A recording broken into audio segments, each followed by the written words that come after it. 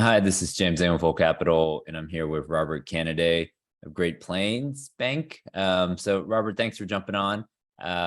Maybe to kick it off, give people a little bit of your background and then talk a little bit about your company. Sure. So my name's Robert Cannaday. I work for Great Plains Bank. I'm officed in Frisco, Texas. A little bit about my background. I started in banking in 2011 and have been in many different sectors of banking. I started on the deposit or the operation side, and then moved into a credit analyst role, a more underwriting role for about 2 years. And then after that, moved into a commercial lending role where I spent just over 5 years lending on large commercial projects, specifically multifamily.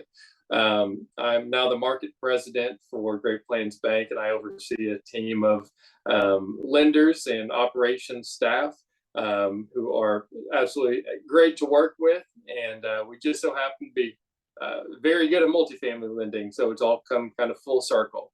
But the bank I work for, Great Plains Bank, is actually over 100-year-old organization based out of Oklahoma City.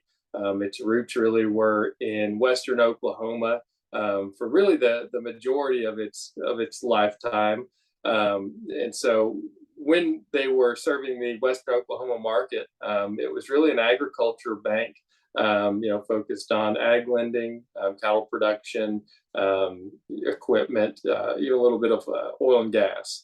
But over the last probably 5 years or so, we've really started to focus in on the commercial markets of Oklahoma City and Dallas, DFW, and that's kind of where I come in. We have done quite a bit of commercial lending here in Dallas, and we are actively growing our portfolio.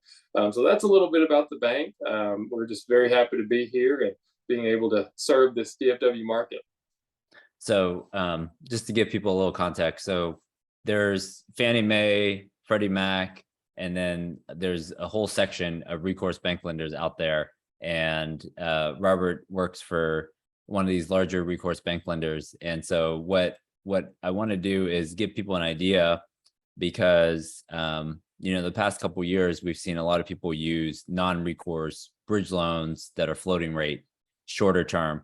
So give people sort of what your box is in terms of recourse bank lending right now, just at a high level, so people understand when do I pick up the phone and get into a recourse bank loan. Sure. So really what I say is, when you need a recourse bank loan is when you're looking at a property that doesn't necessarily cash flow day one. Properties that, Fannie Mae, Freddie Mac, some of the bigger banks even won't touch because of the cash flow that's in place from day one, or occupancy, or a number of any other factors. The properties that don't qualify for long-term financing are the ones that we provide financing on.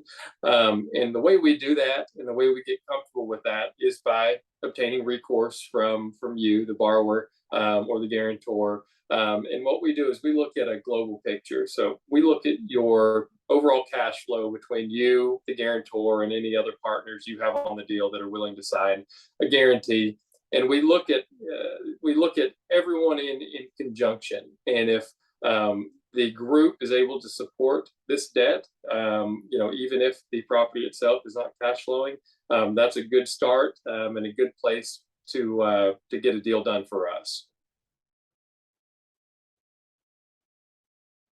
So on these deals, let's say if it's maybe below 90%, where Fannie and Freddie can't do it at this time, and where I've seen recourse bank lenders do well is, I would say, probably under 15 million in size.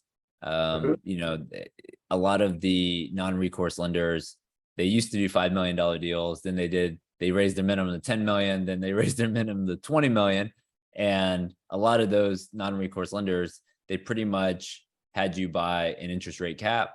They had you raise, not raise, but also have a pretty expensive legal bill because they had pretty detailed loan documents or negotiable loan documents. So on these smaller deals, I would say under 10 million, under 15 million, we've told people that, hey, you should maybe look at a recourse bank loan because you have a fixed rate, and then you also have a limited prepay or a step down prepay. So maybe if you have some recent deals that you can talk high level about, sort of why that person chose a recourse bank lender, why they chose you guys, and sort of what the execution looked like. Sure. We like you said, we focus on loans really under $14 million, and we don't have a minimum. So we have multifamily loans on properties for $500,000 all the way up to 14. So we have quite a wide range there. Without getting too specific on an individual deal, we oftentimes fall in the 70 to 75% leverage range. We provide fixed interest rates up to 5 years, although in this market, people are tending to choose the shorter term rates of 2 to 3 years because you can get such a wide drop or a wide difference in rates between 2 to 3 to 5 as compared to 5. But we can close within 30 days. And James, like you said about those loan documentation fees, I've seen on larger deals, some people, not bank loans, but some people paying upwards of $25,000 to $50,000 in legal. When here at Great Plains Bank, most of our loan documents are done in-house, and so your loan documentation fee, when you see your settlement statement at closing, is zero, which is a breath of fresh air for a lot of people. So that's kind of how we do business. We tend to be the lowest cost option when it comes to closing costs, and we tend to be pretty quick as well. Typically, we can close a day or a deal within 30 days or so. Yeah, what I was struggling with previously was recourse versus non-recourse. On recourse, you have a fixed rate. You don't have an interest rate cap. You also don't have a high legal bill. And then you also don't have a thing called a cash flow sweep or a depository account control agreement, or DACA. And so, obviously, every recourse bank lender is going to want you to open some accounts at their bank and put some deposits there, whether it's the property's deposits or some of your personal deposits. But then you typically don't have cash flow sweeps, month 12 or month 18, like some of these non-recourse bridge lenders. Can you think of anything else? To me, right now in this market, we're seeing a lot of non-recourse bank lenders sort of, give you terms, and then, the market changes. They had to securitize the loan, and then the securitization market changes, and they're coming back to you and saying, guys, we're gonna have to change the terms of these loans. So talk about sort of your approval process and sort of how that works, because I think for every bank, it's a little different, but I think in today's market where you're trying to look for certainty of execution, I think that's huge. Absolutely. So, the way our approval process works is really pretty simple. It's depending on the deal size. Everything that's $1.5 million and less, it gets approved within our internal committee at the bank. And then anything above $1.5 million goes to our director's loan committee. And once that deal is approved, we have 90 days to close that deal to where the loan terms will not change. So if we quote you a rate and it's approved at that rate, it's not going to change for 90 days.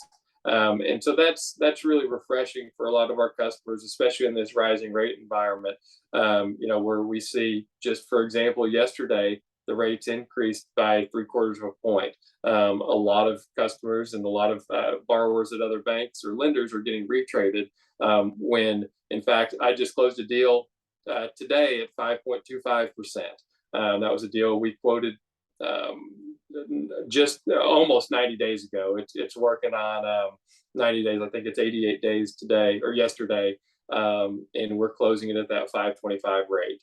And so that's one less thing the borrower has to worry about during the closing process. So Robert, you've been a sponsor of the Old Capital Conference for a number of years.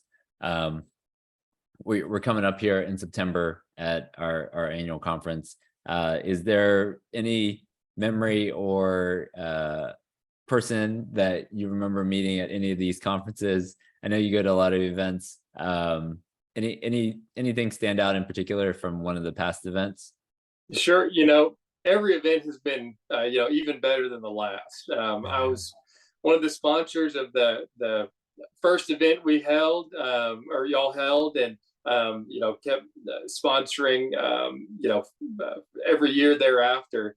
I meet a lot of great people, a lot of good investors, a lot of vendors. It's just a really great place to meet lots of different people that are within the same industry. I've got to say, my favorite event was at the Rangers Stadium. That was a very unique venue. Where you actually got to, you know, mix and mingle down on the field. I thought that was very unique and a fun experience. But every event that I've been to and have sponsored has been just amazing, and the people have been great. Well, Robert, we appreciate you coming on today to give people a little bit of your background, but then also a little bit about what's going on at the bank right now. And for those people who are interested in meeting Robert and talking a little bit more with him, definitely go ahead and register for the upcoming conference, and we'll see you in September. Sounds great. Thank you, James. Looking forward to it. All right. Thanks, Robert. Thanks.